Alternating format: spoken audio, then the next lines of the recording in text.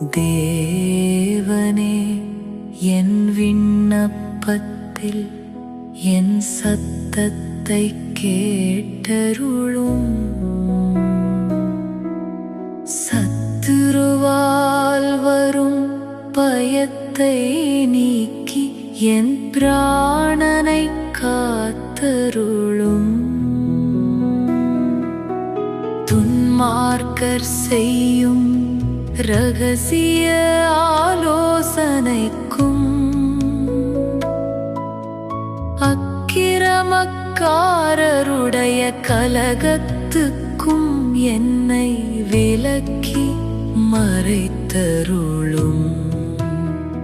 அவர்கள் தங்கள் நாவை பட்டயத்தைப் போல் கூர்மையாக்கி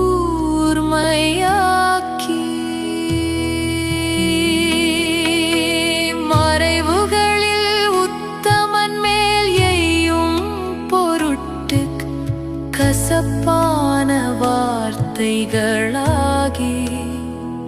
தங்கள் அம்புகளை நாணேற்றுகிறார்கள்.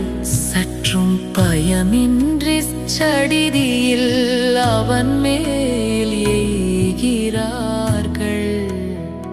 அவர்கள் பொல்லாத காரியத்தில் தங்களை உறுதிப்படுத்திக் கொண்டு மறைவான கண்ணிகளை வைக்க ஆலோசனை பண்ணி அவைகளை காண்பவன் யார் என்கிறார்கள்.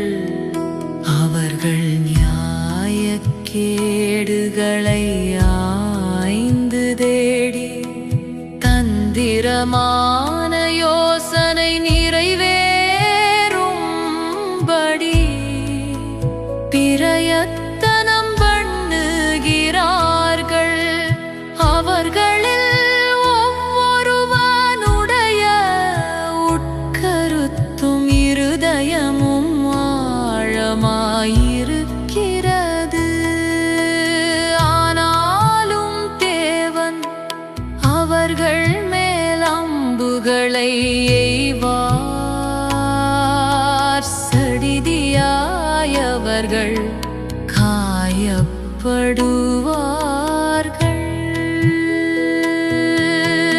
அவர்கள் தள்ளப்பட்டு கீழே விழும்படி அவர்கள் நாவுகளே அவர்களை கெடுக்கும்.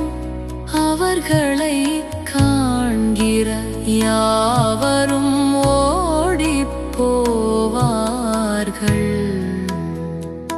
எல்லா மனுஷரும் பயந்து தேவனுடைய செயலை அறிவித்து அவர் கிரியையை உணர்ந்து கொள்வார்கள்.